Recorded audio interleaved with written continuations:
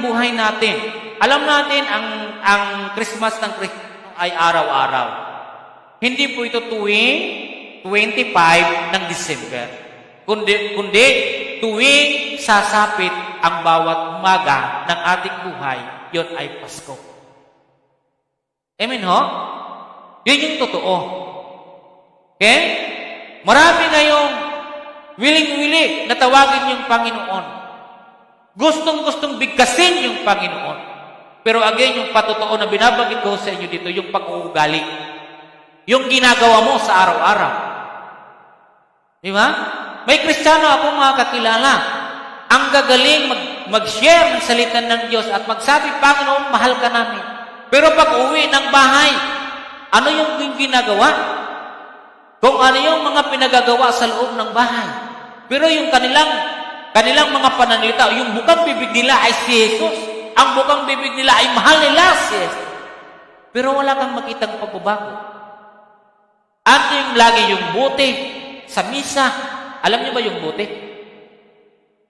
Andun yung Berna, andun si Gina, Brother Ryan. Libang kay Gina doon, andun si Hope. Alam niyo ba yung Hope? Oh. Andun si Mighty. Alam niyo ba si Mighty? Lahat pa naman mayroong related doon sa Biblia. Mayroong Hope. Diba? May Mighty. Alam niyo yung Mighty? Sigarilyo din yun. Diba? Ang dami. Andun si Rosalina. Nung dati pa yun. Okay? So, ayusin natin yung buhay natin. Ano ba yung resulta pag ikaw ay nagre-repent? Ano ba yung ginagawa ng Diyos? Tatanggapin ka ba niya? Ito yung magiging resulta para sa iyo. Number 1. Unang result, God is faithful that He will forgive us and cleanse us from our iniquity. Okay? Handa ang Diyos. He is faithful and just. Okay? Ang Diyos, andyan siya. Matuwid, makatarungan yung ating Panginoon, sabi dyan. God is faithful that He will forgive us and cleanse us from our iniquity. Yun yung totoo. Okay? Sa paglapit mo sa Panginoon, diba, sinabi natin kanina, yung mga tao lumapit kay Juan, nagpabautis, nagsisi, tatanggapin ng Panginoon. Dahil sabi rito sa atin, sabi niyan, tapat ang Diyos na patatawarin niya tayo at lilinisin sa ating mga kasamaan. Yun yung gusto ng Panginoon sa atin. Okay? Yung 6 na buwan na yun, sapat yun. Okay? Yung puwang o yung agwat nila ni Jesus.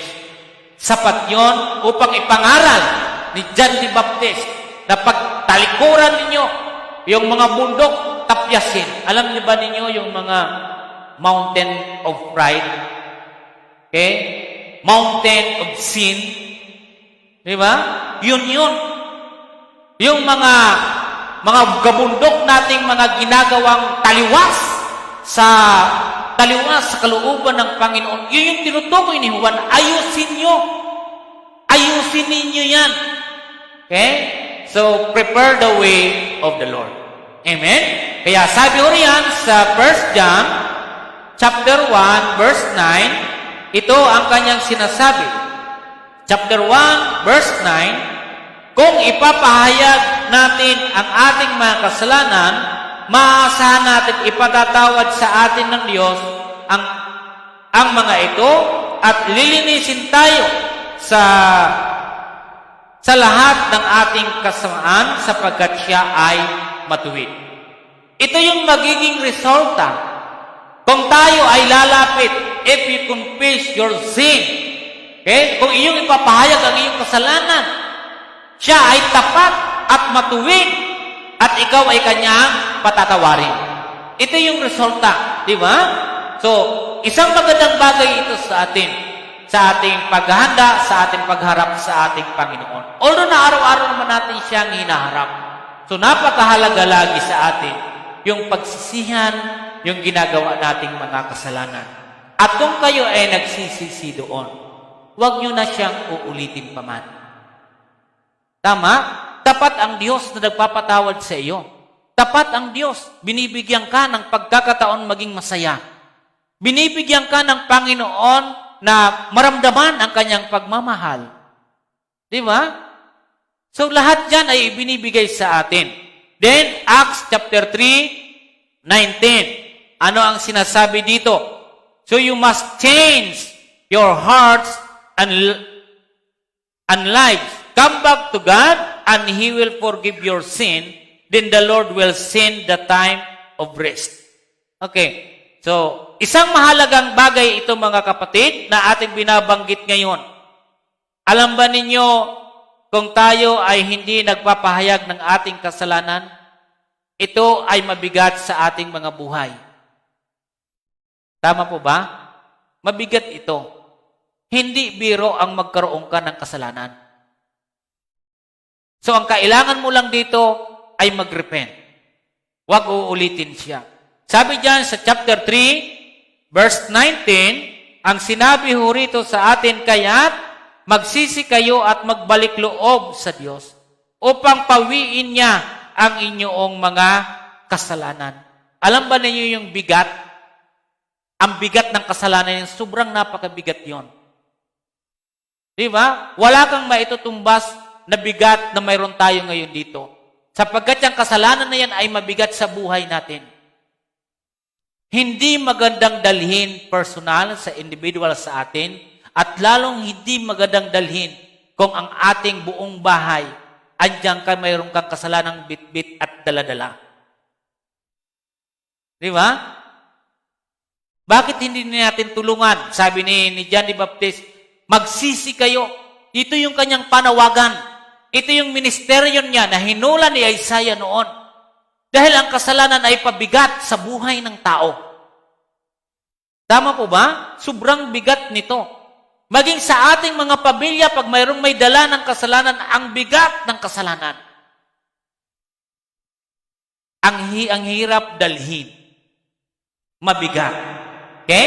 Kaya sabi dito, huwag tayong mag-alangan. But if we confess our sin, He will forgive our sins. So, tapat ang Diyos at handa kanyang patawarin. Ang resulta ng iyong repentance, patatawarin ka ng Panginoon. Pangalawa, God has mercy on those who are converted and repentant. Okay? May awa ang Diyos sa mga nagbabalik loob at nagsisisi. Lagi po natin tatandaan at huwag po natin kalilimutan na sa bawat lumalapit sa Panginoon ay lagi siyang may awa. Naaawa siya sa mga taong nabibigatan yung mayroong kasalanan. Okay? So, tingnan po ninyo. Para maging buo, sabihin natin, December 25, maging buo yung Pasko natin. Maganda na haharap tayo doon na wala kang sekreto at lihim sa iyong kapatid. Di ba? Kung may nagawa man sa iyo ang iyong kapatid na hindi maganda, o ikaw ay may nagawa man sa kanya, pagsisihan mo. Hindi natin kailangan magsakitan ng kalooban. Di ba? Kahit ilang ulit na Christmas mayroon pang dumaan, kung hindi ka willing mag-repent sa iyong sa kasalanan na yan, useless yun. Sabihin natin 60 na dumating sa iyo yung Christmas. Pero baliwala yun kung wala kang pagre-repent. Pag 60 years ka na. Di ba? Pero sabi ho dito sa atin ngayong sinasabi na mayroong awa ang Panginoon. Hindi po siya katulad ng tao. Siya ay may awa na handa, bukas para ikaw ay patawarin. Okay? Ano ho yung sinasabi dito sa Kronika 39b? Ito yung kanyang sinasabi dito sa Kronika. Okay. Ito ay sa panahon ni Zacarias na kinakailangan nasabi doon, pumunta tayo at ipagdiwang natin yung Pasko. Hindi kasi nila yun naganap. Pero ano po yung sinabi po dito sa talata na ito? Sa Ikalawang Kronika, chapter 39b. Ang sabi dito, B, mahapagit, mapagbigay, si Yahweh at di kayo itatakwil kung kayo'y nanunumbalik sa Kanya. Tama ba? Siya ay mahabagin. Ito kayo ba ay walang nasaktan ng kalooban sa pamilya ninyo? Wala ba? Minsan kasi, ito ang totoo. pag dumadating yung Pasko, pagka ako, okay doon, okay ho yun. Kasi pagkakataon yun para lumapit ka. Okay. Pero again, sinasabi ko yung Christian, anytime. Di ba? Pwede natin gawin yun. Pero ito, sa kabutihan din, sa kaayusan pa rin, December 25, minsan, yung iba ay tinataon talaga yon. Di ba? Tinataon talaga nila yon na para gamitin para makapag-reconcile. Amen po ba? Tama ba? Minsan yung may galit na kay tagal-tagal na, yung December 25 ay ginagamit niya yon para makipagbati. Para sa inyo, okay ba yun o hindi? Okay, di ba? At least, makakapag-umpisa. Pero agi sa Kristiyano, hindi kailangan natin antayin yon. Hindi yun. Pero pinagpapasalamat pa rin natin yung araw na yon sapagkat mayroong nakakagawa nun at harinaway ay magpatuloy yon. Okay? So maraming mga nangyayari na tinatapat yung panahon na yan. Pero praise the Lord sapagkat yung araw na yan gamitin natin para sa kaayusan pa rin. Okay? So, kayo ba ay mayroong mga pangyayari na naganap sa buhay ninyo na may lumalapit sa inyo? Wag po ninyong tanggihan. Okay? Although sabi natin araw-araw dito, kung sinakto niya yan ng 25, huwag yung tatanggihan. Kahit anong sakit yung ginawa sa iyo, kung siya naman ay lumapit sa iyo at humihingi naman talaga ng kapatawaran at buo naman yung kanyang loob, bakit hindi niyo tanggapin? Di ba? Kung ang Diyos ay mahabagin at maawain, kung ako sa aking kasalanan, hindi. Di ba? Ang kasalanan ko ay kung inyong titingnan at maging kayo kung inyong titingnan. Pero bakit naawa ang Diyos sa akin at naawa sa inyo? At sino ako at sino kayo para hindi maawa sa tao na lumalapit sa inyo, na humingi ng tawad sa nagawa niya sa iyo? Di ba? Kung magmamatigas ka, hindi mo naman maranasan yung Pasko sa buhay mo. Hindi mo maranasan na si Jesus ay nariyan sa buhay mo. Kasi minsan matitigas yung puso natin. Ilang Pasko na, minsan imimiss ka, ayaw mong sagutin. Kasi mayroon ka pang nararamdaman na sugat sa puso mo. Kailan mo siya tatanggalin? Ilang Pasko?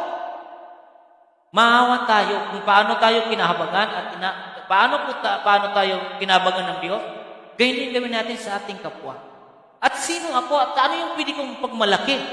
Kung ang Diyos ay naawa sa akin, kailangan ko rin maawa sa aking kapwa. Amen po ba? Kaya sabi diyan, Matthew 9:13, ano ang sinabi ho rito? Sabi diyan, go and learn what this means. I want kindness more than I want animal sacrifices. I did not come to invite good people, but to invite sinners. Lahat naman tayo nagkakasala eh. Diba? Hindi ang Diyos para doon sa mga matuwid. Ang hinahanap niya yung mga tao nagkasala, nalalapit sa Kanya na willing siyang tanggapin at mayroon siyang habag para sa kanila. Okay? Ang sinabi niya ho rito. So tayong lahat, huwag natin hayaan na tayo ay kainin ng galit, ng walang pagpapatawad sa ating kapwa. Yun pa yung magiging miksa ng iyong pagkakasala sa ating Panginoon. Okay, 9:13. Anong sinabi niya ho rito? Sabi dito sa 9:13, sabi niya, asan ba? Humayo kayo at unawain ninyo ang kahulugan nito. Habag ang ibig ko at hindi hain. Sapagkat naparito ako upang tawagin ang mga kasalanan, hindi ang mga banal. Ang usapin na ito dahil sa mga Pariseo at Eskriba. Okay? Na sinabi niya rito, di ba? Na bakit kumakain? Nakikisali siya kumain sa mga publikano. Yung mga publikano, tinutukoy dito, publikano ng mga makasalanan. Kaya sabi ng Panginoong Hesus, ang nais ko, di ba? Ang nais ng mga tao nito ay habag, di ba? So, ang aking tinawag dito ay hindi yung mga banal. Ang aking tinawag ngayong ini-invite ko dito ay yung mga makasalanan para magkaroon sila ng pagkakataon makapagsisi. Magbigay naman tayo sa tao. Di ba? Si Jesus pag naririyan sa'yo, Yun yung pinakamaganda sa lahat. Di ba? So, kung ikaw man ay nakasakit sa iyong kapwa, kapatid, magulang mo man siya, nagkamali man siya at nakagawa ka man ng mali sa kanya, dahil sa ginawa niyang mali sa iyo, forgive. Pagsisihan mo yung ginawa mo. Tama ba? Pero ang hirap, di ba? Pero kailangan mo yung gawin. Alang-alang sa pagiging Kristiyano mo. Di ba sabi natin kanina, yung repentance, may pagbabago ng pag-uugali. Di ba?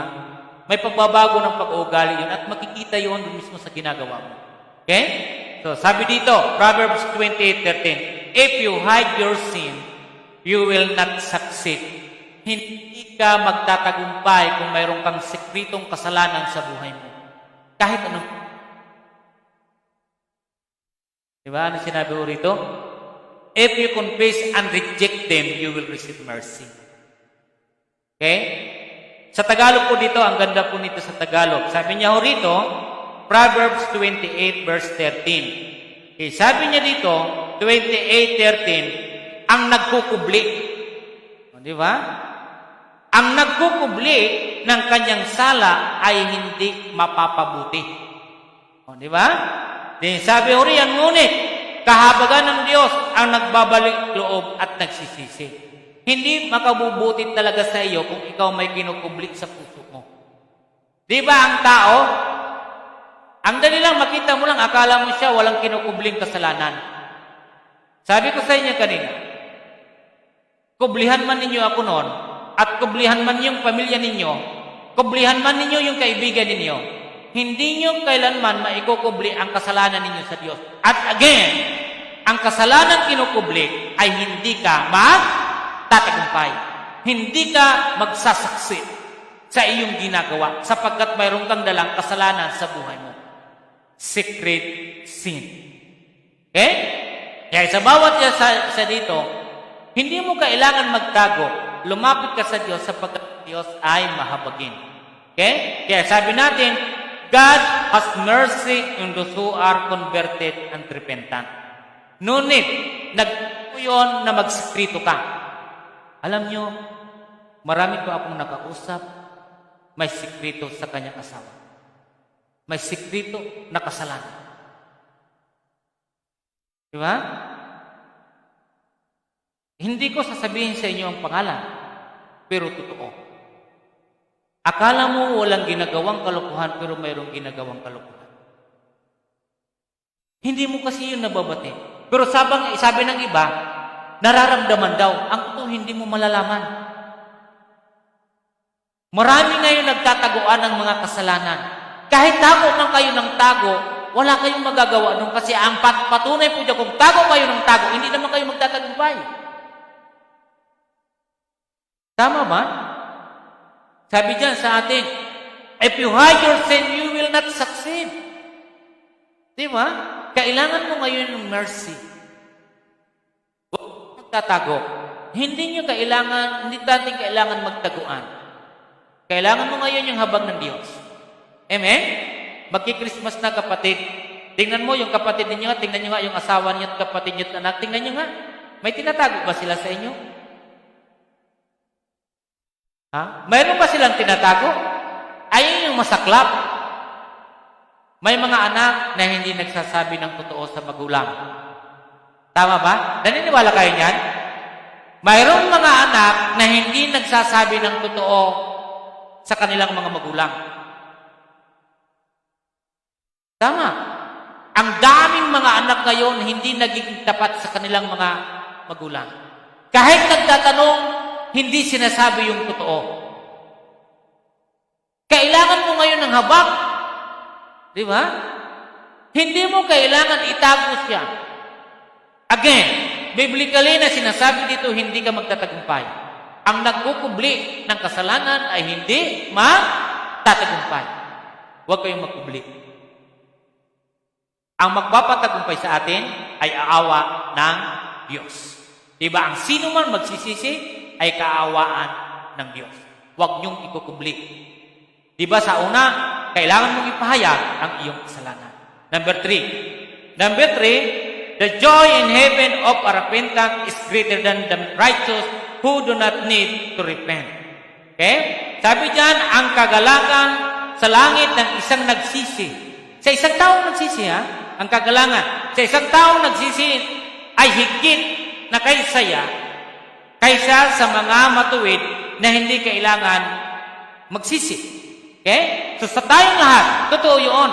Tingnan nyo, di ba? Pag may pumapasok dito, pag may nagbabalik loob, minsan matagal nating hindi nakita. Minsan matagal nating hindi nakita yung kapatid natin. Ano yung ginagawa natin? Di ba? Buti, bubisita ka, dumalaw ka. O di ba? Pwede ba natin palakpakan ng Panginoon? Oy, sister, buti pumunta ka. Di ba mas masaya sa lagi mong kasama ngayon na narito, hindi ka naman tumawa? Anong ginagawa ng karamihan sa atin dito? Di ba pinupuntahan natin yung hindi natin nakikita? Ganito po yun. Doon sa isang repentant, doon sa isang tao na nagbalik loob sa Diyos. Higit doon sa 99 na hindi na kailangan magsisi. Di ba? Mas masaya. Okay? Babasahin natin. Sabi ho riyan, sa aklat na ito, sabi diyan sa Lucas 15:7. Tingnan niyo po sa aklat ng Lucas 15:7. Puntahan natin Sabi diyan sa 15:7 ng Lucas, sabi diyan, ito yung sinasabi, 15:7. Sabi niya, sinasabi ko sa inyo, magkakaroon ng higit na kagalakan sa langit dahil sa isang makasalanang nagsisi. Di ba? Sa isang kasalanan, hindi mo na isa, yung sinasabi, nagsisit, tumalikod sa kanyang kasalanan. Kaysa 99 na matuwid na hindi na kailangang magsisi. Di ba? Ito yun, sinasabi po dito. So, ang Panginoon, tandaan natin, sa isang tao na nagbalik loob sa Kanya, ay nagkakagalakan sa langit. Amen, ho? Natutuwa. Okay? Liban doon, ang mga Anglis ay nagkakatuwaan dahil sa isang taong nagbalik loob at nagsisi. Ako yun at ikaw yun. Ang nagsisi tumalikod sa kanyang kasalanan. Repentant ay yung pagtalikod. Di ba? Dahil sa tinalikuran, rineject niya na yun, kanyang ginagawang masama. So, hindi lang yung langit yung nagkakatuwaan, maging yung anghel ng Diyos ay natutuwa sa taong nagbalik loob. Isang patunay sa baba ng chapter 15 sa ating binasa, yung alibughang anak. Yung alibughang anak, kinuha niya ang lahat ng kanyang, sinong nakakaalam? Mana. Iniwan niya ang kanyang magulang, iniwan niya ang kanyang kuya. Di ba? Hanggang siya ay lumayo sa kanyang pamilya. Nilustay yung lahat ng dala niyang ari-arian. Okay? Kahit ano ay ginawa niya sa ikasisiyan ng kanyang buhay. Hindi pa naman panahon na dapat kunin niya yung kanyang mana. Kanya. Ginawa niya yung lahat. Hanggang sa dumating yung pagkakataon na lahat ng kanyang kinuha, lahat ng kayamanan na binigay sa kanya ay nalustay at naubos yun. At siya ngayon ay nangamuhan doon sa mayroong babuyan na halos yung kinakain ng pagkain na yun ay gusto niya nang kainin. Siya ay nakaramdam ng paghihirap sa kanyang buhay. Diba? Nakukuha niyo po. Wala na po siya sa piling ng kanyang magulang. Wala na sa piling ng kanyang kapatid. Napakalayo niya. Pero dumating yung araw nung siya po ay sadsad na. Walang-wala na talaga. Ubos na lahat. Alam niyo po ba yung kanyang naisip? Mas mabuti pa, bumalik ako sa aking ama. Huwag na lang akong ituring bilang anak. Ituring na lang akong bilang alipin. Diba? Alam niyo po ba yung alipin? Pinakamababang uri ng tao. Tingnan niyo po yung kanyang pagbabago. Di ba? Sa kabila ng kanyang ginawa, nilunok niyo yun Nilunok ko yun. Kaya sabi ni Juan, patagin, ayusin ninyo yung mga liko-liko, yung bako-bako ninyong mga puso, yung buhay ninyo ayusin. Nung maramdaman niya po, ano po yung desisyon niya? Babalik na lang ako roon. Di ba? Nung bumalik po siya roon, malayo pa, nakita ng kanyang ama. Tinakwil ba siya?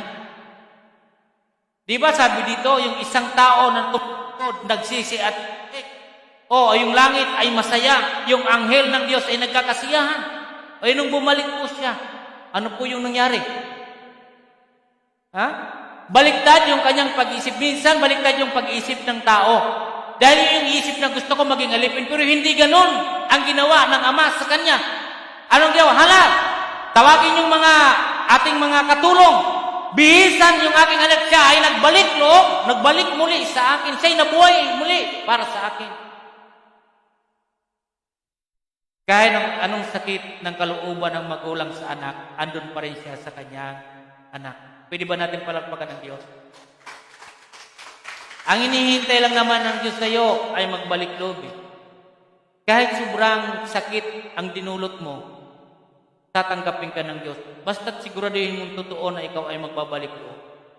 Amen? Masakit ngayon sa mga magulang na sinasaktan kayo ng inyong mga anak. Kung mayroon man. Pero hindi nyo kaya. Namumuo sa puso ninyo yung galit, pero hindi nyo kaya. Tama, di ko sa to? Pero hindi nyo kaya. Ganon yung anak, ganon yung ama. Ganon din yun ating Panginoon. Anong ginawa? Sige, hala, bihisan, maganda tayo sapagkat magdiwang tayo. Dahil sa isang taong nagbalik. Diba? Kapatid at kaibigan, ang Diyos ay matutuwa sa iyo kung ikaw ay magre-repent at magbabalik loob sa Kanya. Kaya mga pangyayari sa buhay natin, anak, iniwan yung magulang. Hindi lang ito nangyari dito sa Biblia, maging sa panahon natin ngayon. Pero dumating yung araw ay nagbalik, tinanggap ng magulang. Dahil anak niya siya. Tama ba? Alam niyo, kahit malayo na po itong anak, imposible na hindi namimiss ng kanyang ama. Araw-araw, gabi-gabi, iniisip niya ito. Dahil wala sa kanyang piling, hindi kasama niya. Maging kayo, pag hindi nyo kasama. 24 hours pa lang, 12 hours, 5 hours, 3 hours. Ano ang ginagawa ng magulang kung wala yung anak? Nasaan yung aking anak? Diba? 10 hours. Ilalo pa yung 12 hours, ulalo pa yung 24 hours. Nasaan na kayo? Bakit hindi umuwi ang aking anak? Ganon ang magulang. Ganon ang Diyos. At higit pa doon ang Diyos para sa atin. Amen? Inaantay ka ng Panginoon, kapatid. At maraming matutuwa sa iyo. Huwag na huwag kang magkakaroon ng pagsikrito ng kasalanan sa buhay mo. Ini-invite ka ngayon ng Panginoon na kinakailangan magbalik ulit para sa Kanya. Amen? Huwag natin baliwalain yung Pasko. Tanggalin yung mga liko-liko, yung mga bulubundok, yung bawat tambakan sa puso natin, tanggalin natin yon para magkaroon maging masaya yung Pasko mo dahil kay Kristo. Okay? Okay, sabi ho riyan, pang-apat, turning away from sin is accompanied by the gift of the Holy Spirit. Ang pagtalikod sa kasalanan ay kaakibat ng kaloob ng Espiritu Santo. Tama po ba? So sabi ho riyan sa Acts na binabanggit ko dyan, 2:38, ito ang kanyang sinasabi. Sabi po dito sa atin ng talatang ito, sa Acts chapter 2 verse 38, sabi niya dito, sumagot si Pedro, pagsisihan ninyo talikdan ang inyong mga kasalanan at magpabautismo kayo sa pangalan ni Jesus Kristo upang kayo'y patawarin at ipagkakaloob sa inyo ang Espiritu Santo. O di ba? So yung pagtalikod at pagsisisi ay yung pagkakasabay sa pagkakaloob ng Holy Spirit, the Holy Ghost. Okay? Alam niyo ba kung ano yung gawain ng Espiritu Santo sa atin? Tingnan niyo po natin. Dito po sa John chapter 14 verse 6, ito yung kanyang trabaho. Okay? Sabi ho riyan. John chapter 14 verse 26. Ang sabi ho rito, 14:26. Sabi diyan, ano po yung sinasabi? Sabi diyan, hindi ko makita. Nawala. Dito. Ngunit, ang patnubay, ang Espiritu Santo, na susuguin ng Ama sa pangalan ko, ang siyang magtuturo sa inyo ng lahat ng bagay at paalala ng lahat ng sinabi ko sa inyo. Ito yung kaloob na sinasabi doon sa sinabi po natin doon sa Acts chapter 2. Ito yung Espiritu na magtuturo sa bawat isa sa atin. Ito yung gift, ito yung regalo bawat isa sa atin. Kaloob ang Espiritu Santo. Ipagkakaloob ang banal na Espiritu. Sabi dito, but the advocate. Sa iba dyan, comforter, counselor, the Holy Spirit, whom the Father will send in my name will teach you all things and will remind you of everything I have said to you. Diba? Dito, advocate po siya, NIV ito pero doon sa King James, mayroon po doon is helper or comforter. Sa ibang translation po yun. But dito, advocate. So, comforter po natin yung Espiritu Santo. Ito yung binabanggit po dito na sa ating pagsisisi. Ito ay pagkakalooban kayo ng banal na Espiritu. Pero pag wala po tayong true repentance, paano po tayo tutulungan ng banal na Espiritu? Diba? Yun ay kaloob doon sa mga nagsisisi. Pagtalikod doon sa kasalanan. Panghuli at ang panglima, repentance is associated with forgiving others.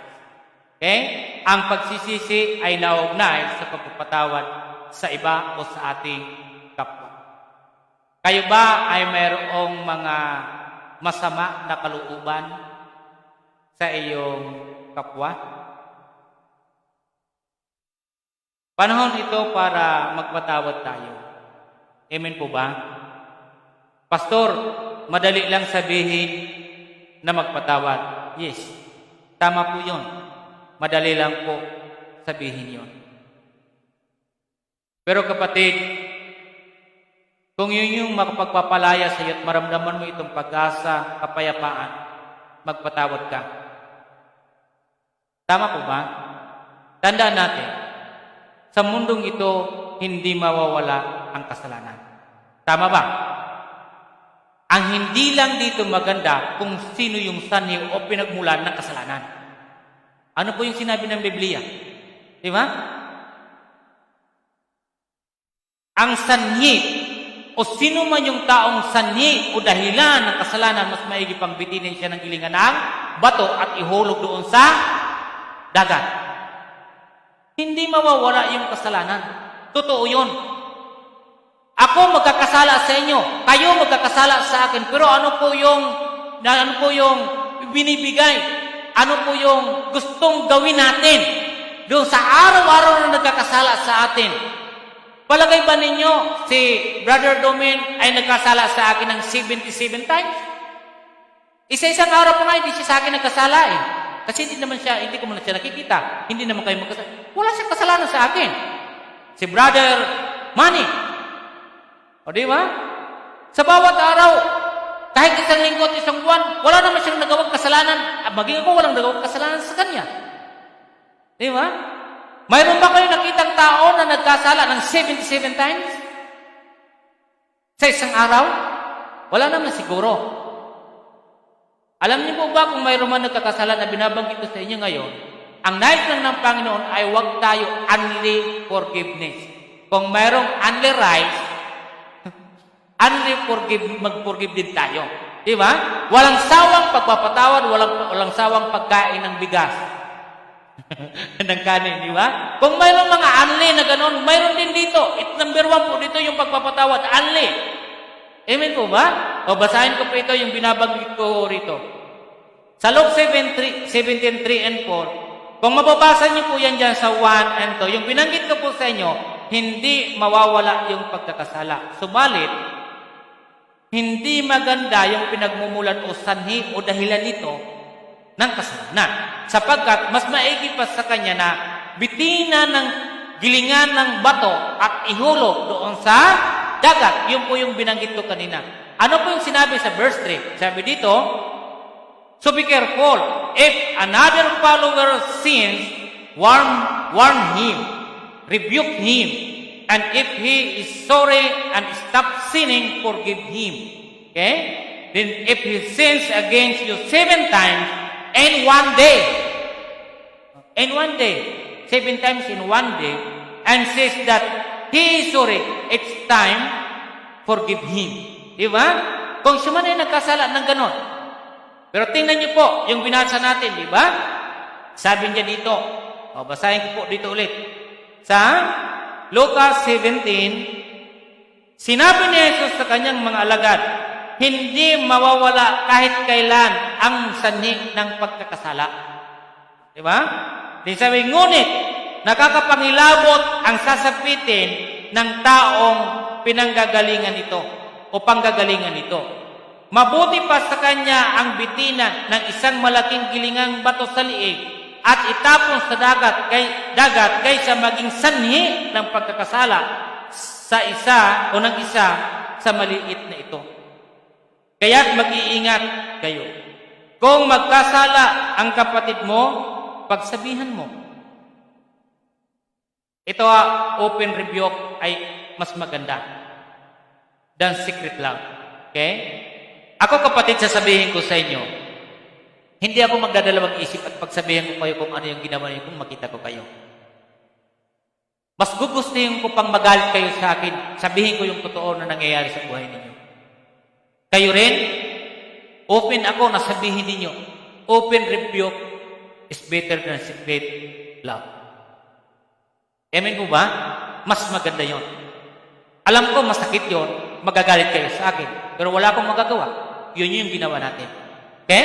Dahil sabi ko rito, sa binabanggit, kung yung kapatid, pagsabihan mo, at kung siya'y magsisip, patawarin mo.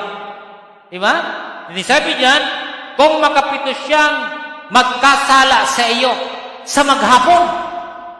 Iniisa nga, hindi nga ako nagkasala. Kayo, hindi rin kayo nagkasala sa akin. Ito makapito eh. So, only po yung tinatawag po natin dito. Then sabi diyan, maghapon.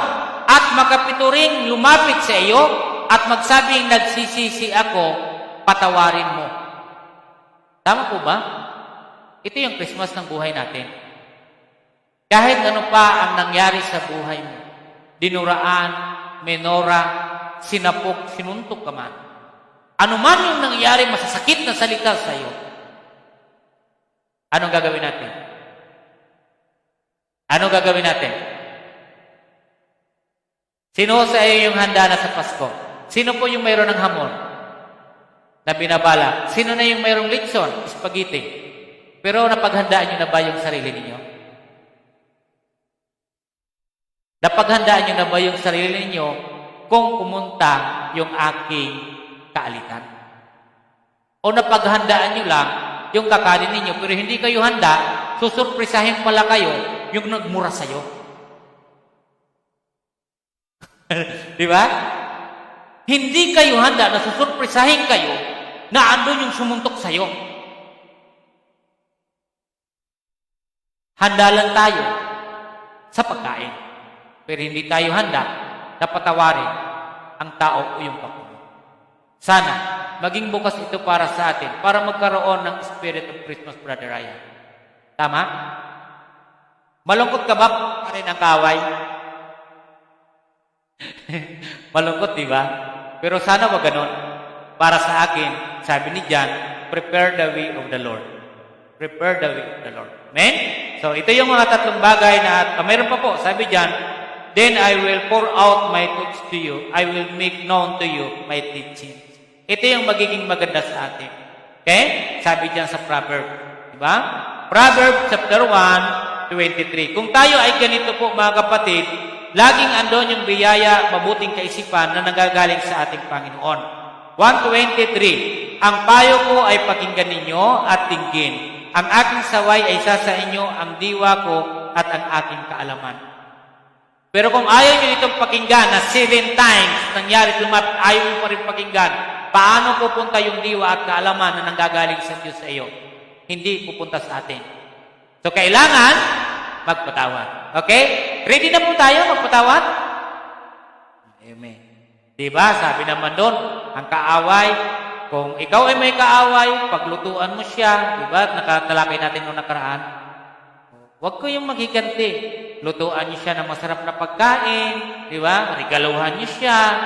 Oy, kapatid, kahit nasaktan ka, talagang dapat regaluhan mo siya. Huwag kayong mapipilitan. Regaluhan ninyo ng electric fan. O di kayo plancha. O, di ba? Regaluhan ninyo. Okay. Ito yung ating paalala. Sa Joel 2:13, tearing your clothes is not enough to show you are sad. Let your heart be broken. Come back to the Lord your God. Sabi diyan, tearing your clothes. Hindi sapat na tayo ay magpunit ng ating mga damit para makita na tanda lang ng pagsisisi. O di kaya magmukha tayong pulubi na nagsasabi tayo na, I am sad. Hindi yun enough. Hindi po outward appearance yung tinitingnan ng Panginoon dito. According the book of Joel. Tearing your clothes. Hindi yung ganun eh. Dahil sabi niya ho rito, let your heart be broken. Come back to the Lord your God because He is kind and show mercy. He does not become angry quickly. And He has great love. He can change His mind about doing harm. Okay? So, ang Diyos ay naririyan. Yung buong puso mo na ikaw ay tatalikod at babalik ka sa ating Panginoon. Hindi yung pakita lang. Di ba? Tearing your clothes. Sabi dyan. Hindi ganon. Dapat nanggagaling sa puso mo. Okay? Nanggagaling. Pangalawa, Acts 17:30. In the past, God overlooked such ignorance, but now, He commands all people everywhere to repent. Okay? So, lahat ng tao ay kinakailangan magsisi. Prepare the way of the Lord, your heart. Okay? At panghuli, James 4:8. Come near to God, and God will come near to you. You sinners, clean sin out of your life. You who are trying to follow God and the Word at the same time, make your thinking pure. Amen? So again, sa araw na ito, itong unang linggo na ating, bago pa man dumating yung Christmas na yan, sa lahat, again, sa araw-araw ng buhay natin, lagi po tayong magpatawad.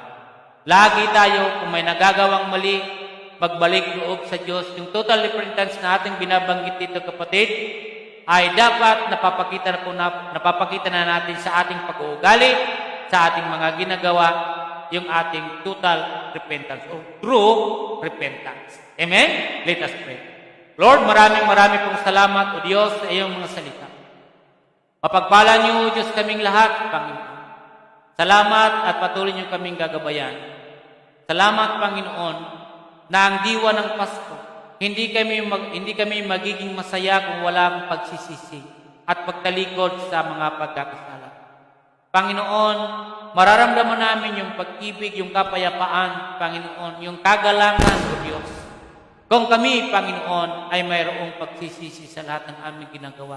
Sapagkat, Lord, ang sinumang mayroong tinatago na kasalanan ay hindi namin ito mararamdaman ng mga bagay na ito. Hindi kami magtatagumpay sa mga bagay o Diyos namin inaasam kung kami ay mayroong mga tinatagong sikrito sa aming mga puso. Lord, tulungan po ninyo kami, Panginoon. We need your mercy, Lord Jesus. Kailangan namin ito, Panginoon. At tinatanggap niyo kami, Panginoon, ang sinumang taong lalapit sa inyo. Bukas palad kayo, Panginoon, God, na tatanggapin, Panginoon.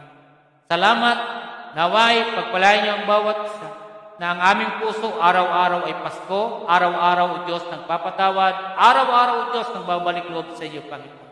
Maraming pong salamat. Pagpalain niyo po ang bawat isa sa pangalan ni Jesus. Ang lahat ay nagsabi ng Amen.